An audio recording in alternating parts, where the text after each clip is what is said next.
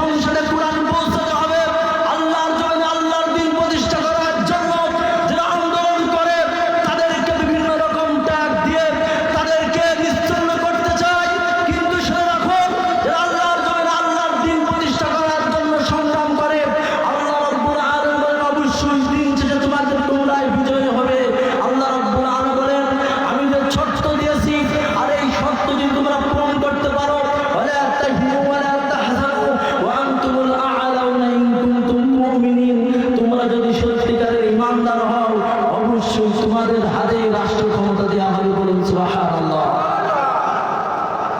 আল্লামা আবুল হাসান সাঈদী বলেছিলেন যে আমাদের এত লক্ষ লক্ষ জনসমর্থন দরকার নাই, যদি আমরা বদিন সাহাবীর মতো 313 জন সাহাবীর মতো যদি ঈমান তৈরি করতে পারতাম, আমরা সেই ঈমানের বলে বলিয়ান হয়ে আল্লাহর জন্য আল্লাহর দিন প্রতিষ্ঠা করার জন্য কাজ করতাম, অবশ্যই আমাদের এই বাংলার জন্য বিপ্লব কায়েম হয়ে যেত। কথা ঠিক না ঠিক? আমরা সত্যিকারের ঈমানের পরীক্ষা আমাদেরকে দিতে হবে। বিভিন্ন রকম ট্যাগ দিবে রাজাকার, আল-বদর, আশ-শামস, মৌলবাদী, জঙ্গিবাদী, কোরআনের কথা বললেই মৌলবাদী বলে। কিন্তু দেখেছেন তো বাংলার জমিনের সবচেয়ে শিক্ষা প্রতিষ্ঠান, সর্বোচ্চ বিদ্যাপীঠ, বাংলার জমিনের 4টা বিশ্ববিদ্যালয় মুসলমানদের ঈমানদারকে জয় হয়েছে। কথা ঠিক না ঠিক? তারা অনেক কথা বলছিল, তারা বুঝতে পেরেছে কি অবস্থা। এই জন্য আমাদের বিশাল সুযোগ এসেছে, এই সুযোগটা আমাদের কাজে লাগাতে হবে। আমার মায়েরা, শুধুমাত্র লা ইলাহা ইল্লাল্লাহ মুহাম্মাদুর রাসূলুল্লাহ, আল্লাহ ছাড়া কোনো মাবুদ নাই, কিন্তু এটা বললে কোনো সমস্যা নেই। কিন্তু যখন আপনি বলবেন আল্লাহ ছাড়া কোনো আইনদাতা নেই, এই অর্থ যখন আপনি করবেন তখন আপনার রক্ত সম্পর্ক আত্মীয়, আপনার ভাই, আপনার পিতা, আপনার শত্রু হয়ে যেতে পারে। দেও খোদা দাও আমায় আবার ও বড় দরজ দিল, দাও আলীর মতো বীর সেনানী, দাও আলীর মতো বীর সেনানী, জাগাতে নিখিল, দাও খোদা দাও আমায় আবার ও দরজ দিল, হাম জাগে দাও ঘরে ঘরে, জীবন বিলাতে ও কাতরে, হাম জাগে দাও ঘরে ঘরে,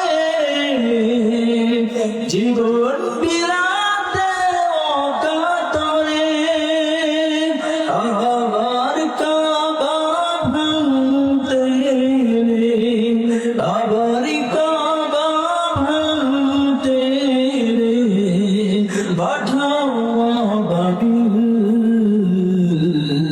দাও খোদা দাও আমায় আবার ওমর দরজ দিল।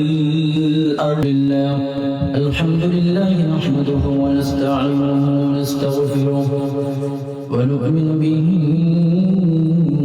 ونتوكل عليه ونعوذ بالله من شرور أنفسنا ومن سيئات أعمالنا، من يهده الله فلا مضل له ومن يضلل فلا هادي له، ونشهد أن لا إله إلا الله وحده لا شريك له، ونشهد أن سيدنا وحبيبنا ومولانا محمدا عبده ورسوله، الذي أرسله بالحق بشيرا ونذيرا وداعيا إلى الله بإذنه وسراجا وقمرا منيرا. فقد قال الله تعالى في كلامه المجيد وفرقانه الحميد সকলে আমার সঙ্গে পড়ি আউযু বিল্লাহি মিনাশ শাইতানির রাজীম বিসমিল্লাহির রাহমানির রাহিম ওয়াল আসর ইন্নাল ইনসানা লাফী خسر إلا الذين آمنوا وعملوا الصالحات وتواصوا بالحق وتواصوا بالصبر إن الله وملائكته يصلون على النبي يا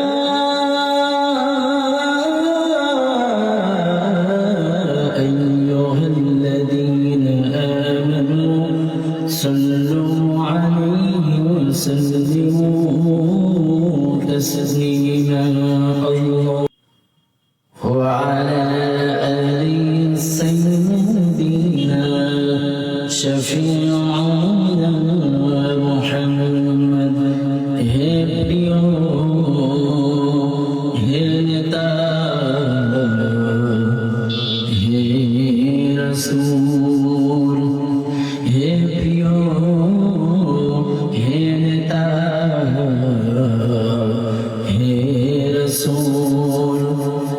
তোমারি মতো নেতাকে পৃথিবী আকুল হে প্রিয় হে নেতা হে রাসূল আল্লাহুম্মা সাল্লি আলা মাওলানা জীবনে কখনো তুমি মিথ্যা বলোনি তাই তো তোমায় পেতে কাঁদে ধরনি জীবনে কখনো তুমি মিথ্যা বলোনি তাই তো তোমায় পেতে কাঁদে তোমারি মতো নেতা পেলেও ফুটতো সুখের গলা বহুল জমিনি আল্লাহুম্মা হযরত আদম আলাইহিস সালাম আল্লাহ পুনঃ পরীক্ষা করেন নাই হযরত সুলাইমান আলাইহিস সালাম তিনি রাষ্ট্রপ্রধান ছিলেন আল্লাহ রাব্বুল আলামিন প্রত্যেক নবীকে আল্লাহ রাব্বুল আলামিন কঠিন কঠিন পরীক্ষা নিয়েছিলেন অমনি করে হযরত ওমর রাদিয়াল্লাহু তাআলা আনহুর জামানায় রোম সম্রাটের বিরুদ্ধে যুদ্ধ হবে হযরত ওমর রাদিয়াল্লাহু তাআলা আনহু হযরত আব্দুল্লাহ ইবনে হুযায়ফা রাদিয়াল্লাহু তাআলা আনহুকে সেনাপতি পাঠিয়ে যুদ্ধের ময়দানে পাঠালেন ওদিকে রোম সম্রাট হিরাক্লিয়াস বললেন ও আমার সেনাপতিরা তোমরা শোনো মুসলমানদের সঙ্গে যুদ্ধ করবা কিন্তু মুসলমানদেরকে হত্যা করার সুযোগ থাকলেও তাদেরকে তোমরা হত্যা করবা না তাদেরকে বন্দী করে আনবে আমি দেখতে চাই আমি অনেক শুনেছি আমি অনেক কথা শুনেছি মুসলমানদের ইমানের পাওয়ার অনেক আজকে মুসলমানদেরকে ইমানের পাওয়ার পরীক্ষা করব তোমরা যুদ্ধ করবা সুযোগ পাবে তোমরা তাদেরকে হত্যা করবা না চেষ্টা করবা তাদেরকে বন্দী করার জন্য মুসলমানরা যুদ্ধ করতে লাগলেন এক পর্যায়ে মুসলমানদের একটি দল কাফেরদের হাতে বন্দী হয়ে গেল এবার করলেন কি মুসলমানদের একটি দল আব্দুল্লাহ ইবনে হুযায়ফা রাদিয়াল্লাহু তাআলা আনহু সহ 12 জন সাহাবীদেরকে কাফেররা বন্দী করে ফেললে আমার প্রিয় ভাইরা বন্ধুরা যখন কাফেররা মুসলমানদেরকে বন্দী করে ফেললেন রোম সম্রাটের কাছে নিয়ে যাওয়া হলো রোম সম্রাটের সামনে মুসলমানরা বসা রোম সম্রাট এবার বলে, হে মুসলমানরা, তোমাদের মধ্যে কে নেতা, কে সেনাপতি আমি দেখতে চাই। আব্দুল্লাহ ইবনে হুযায়ফা রাদিয়াল্লাহু তাআলা দাঁড়িয়ে পড়লেন। এবার রোম সম্রাট বলে, হে আব্দুল্লাহ, তোমার দেখতে তো খুব সুন্দর, তোমার একটা ভালোবাসা তৈরি হয়ে গেছে। আমার তো ইচ্ছা হয় তোমাকে ভালোবাসতে, কিন্তু তুমি হলে মুসলমান, আমি হলাম খ্রিস্টান, এটাই তো প্রতিবন্ধকতা। আমি তোমাকে অনেক ভালোবাসতে চাই, তুমি মুসলমান যদি তুমি হয়ে যাও, তুমি কি চাও সব কিছু দেবো। রোম সম্রাট আব্দুল্লাহ ইবনে হুযায়ফা রাদিয়াল্লাহু তাআলা পাশে বসলেন, বললেন, তুমি তো মুসলমান, আমি তো খ্রিস্টান, তুমি যদি মুসলমান খ্রিস্টান হয়ে যাও তাহলে তোমার লোকেরা, তোমার বংশের লোকেরা তোমাকে মেনে নেবে না। কিন্তু কোনো সমস্যা নেই, টেনশন করার কোনো কারণ নেই, দুশ্চিন্তা করার কোনো কারণ নেই। আমার যে বিশাল রোম সাম্রাজ্য তুমি দেখতে পাচ্ছ, এই রোম সাম্রাজ্যের অর্ধেক তোমার নামে লিখে দিব। শুধুমাত্র ইমানটা ত্যাগ করে খ্রিস্ট ধর্ম গ্রহণ করতে হবে। যখন এই কথা বললেন, রোম সম্রাটের সামনে আব্দুল্লাহ ইবনে হুযায়ফা রাদিয়াল্লাহু তাআলা চুপ করে বসা, কোনো কথা বলে না। রোম সম্রাট বলে, শোনো শোনো মুসলমানদের নেতা, শুধু রোম সাম্রাজ্যের অর্ধেক নয়, আমার ঘরে একটা সুন্দরী রূপসী কন্যা রয়েছে, আমি এই কন্যার সঙ্গে তোমার বিবাহ দিতে চাই। তুমি যদি খ্রিস্ট ধর্ম গ্রহণ করে নাও, শুধু রোম সাম্রাজ্যের অর্ধেক দেব না, আমার সুন্দরী রূপসী মেয়ের সঙ্গে তোমার বিবাহ বসিয়ে দেব। শুধুমাত্র খ্রিস্ট ধর্ম গ্রহণ করতে হবে। ভালো করে শুনুন মুসলমান ভাইরা, মুসলমানরা সিংহের বাচ্চা যখন সামনে কথা বললেন, আল বিদায় ওয়ান নিহায়ার ভিতরে আপনারা দেখবেন আব্দুল্লাহ ইবনে হুযায়ফা রাদিয়াল্লাহু তাআলা সিংহের মতো গর্জন করে বললেন, হে রোমের কুকুর, শুনে রাখো, তুমি তো আমার ঈমান বিক্রি করার জন্য, তুমি তো সাম্রাজ্যের অর্ধেক আমার নামে লিখে দিতে চাও। শোনো শোনো, হে রোম সম্রাট, শুধু এই রোমের অর্ধেক নয়, গোটা পৃথিবী যদি আমার নামে লিখে দাও, শুনে রাখো রোম সম্রাট, আমি কখনো এই দুনিয়া বিনিময়ে আমার ঈমানটা কখনো বিক্রি করতে রাজি হব না। বলুন সুবহানাল্লাহ। দেখেছেন একজন ঈমানদার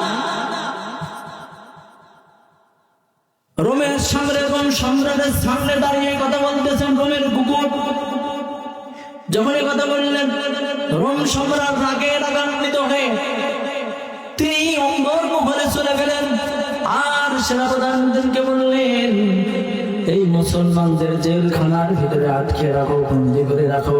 ডাক্তারদেরকে বললেন, তাদেরকে তোমরা খোঁজ খবর নিবা, জেলখানার ভিতরে আটকে রাখবে, কিন্তু খাবার দিতে পারবে না, পানিও দিতে পারবে না।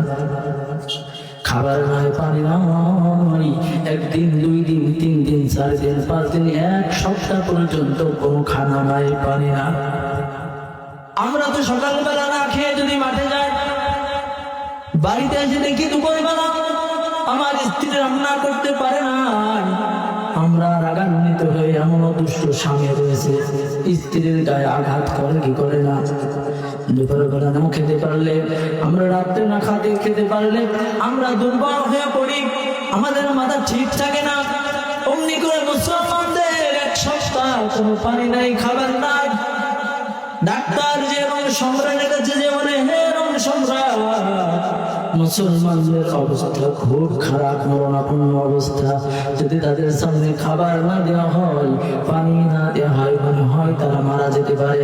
রোম সম্রাট বললেন, ঠিক আছে, সমস্যা নাই, আমি এটাই শুনতে চেয়েছিলাম, যাও যাও তাদের সামনে খাবার পরিবেশন করো, কিন্তু এরকম সাধারণ খাবার তোমরা দিবে না, যেটা মুসলমানরা হারাম মনে করে, সেই খাবার তাদের সামনে দাও। তাদের সামনে দেওয়া হলো শুকরের মাংস আর মদ মেশানো পানি। যখন তাদের সামনে রাখা হলো, মুসলমানরা ক্ষুধার যন্ত্রণায় ছটফট করে যখন তাদের সামনে মদ মিশানো পানি আর শুকরের মাংস পরিবেশন করা হলো, মুসলমানরা খাবার গ্রহণ করবে, তখন ডাক্তার বলে আপনাদের সামনে যে খাবারগুলো পরিবেশন করা হয়েছে এটা হলো তোমাদের ইসলাম শরীয়ত অনুযায়ী সেটা হারাম। শুকরের মাংস আর মদ মিশানো পানি তোমাদের সামনে পরিবেশন করা হয়েছে।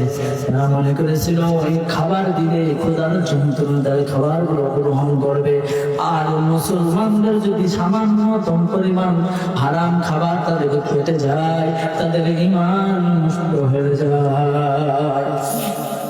রোম সম্রাট আহলে কিতাব ছিলেন, তিনি বুঝতে পারতেন যে মুসলমানদের ঈমান নষ্ট করতে হলে হারাম খাবার তাদের সামনে দিতে হবে। যখন তাদের সামনে শুকরের মাংস আর মদ মিশানো পানি পরিবেশন করা হলো, তখন আব্দুল্লাহ ইবনে হুসাইমা বলে, হে ডাক্তার, তাড়াতাড়ি এই খাবারগুলো সরিয়ে নাও, পা দিয়ে লাথি মেরে এটা ফেলে দিব। আমার ভাইরা একটু ভালো করে কথাগুলো শুনুন। ওই সময় মুসলমানরা খাবার খেতে পারতেন, আল্লাহ রাব্বুল আলামিন জায়েজ করেছেন। আল্লাহ বলেন, আমানু তুরফি মাখমাসাতিল গায়রা মুতাজানিফিল গায়রা। আল্লাহ বলেন, যখন তোমাদের মরণাপন্ন অবস্থায় ক্ষুধার যন্ত্রণায় জীবন যায় যায় অবস্থা খাবার গ্রহণ না করলে তোমরা মারা যেতে পারো, ওই সময় জীবন ধারণের জন্য হারাম খাবার তোমরা গ্রহণ করতে পারো। মুসলমানরা ওই সময় জীবন ধারণের জন্য হারাম খাবার গ্রহণ করতে পারতেন, কিন্তু মুসলমানরা হারাম খাবার গ্রহণ করলেন না। তারা আত্মসম্মানবোধ, ইসলামকে উন্নত করতে দিবে না, আত্মসম্মান বোধ আঘাত, এই ইসলামকে অনেক উপরে সম্মানের জায়গা রাখার জন্য মুসলমানরা হারাম খাবার গ্রহণ করলেন না। যখন খাবার গ্রহণ করলেন না, তখন ডাক্তারগুলো রোম সম্রাটের কাছে গেলেন, হে রোম সম্রাট, মুসলমানরা তো কোনো খাবার গ্রহণ করে না, কি করণীয়? রোম সম্রাট বললেন, ঠিক আছে, কোনো সমস্যা নাই, তাদের ইমানের পাওয়ার কেমন? শেষ খেলাবার খেলতে হবে, ফাইনাল খেলা। এই বাংলাদেশে অনেকটা নেতা ছিল সময় আমরা মিডিয়ার সামনে দেখতাম খেলা হয়, ওই কথা বলতো কি বলতো না। এখন সেই প্লেয়ার আর বাংলাদেশের নাই, কথা ঠিক নবে ঠিক। এবার ফাইনাল খেলা শুনো। রোম সম্রাট বললেন, সোজা করে তো কি উঠলো না, মুসলমানদের এবার কি করে ইমান নষ্ট করে যায়, ফাইনাল খেলা এবার হবে। এবার সম্রাট বললেন, এবার তোমার ডেক নিয়ে আসো, আর বড় ডেকের ভিতরে তেল দাও, উত্তপ্ত বড় ডেকগুলো ডেক আনা হলো, তেল আনা হলো, লাকড়ি দিয়ে তেলগুলো উত্তপ্ত করা হলো। মুসলমানদের এবার ডেকের সামনে নিয়ে আনা হলো।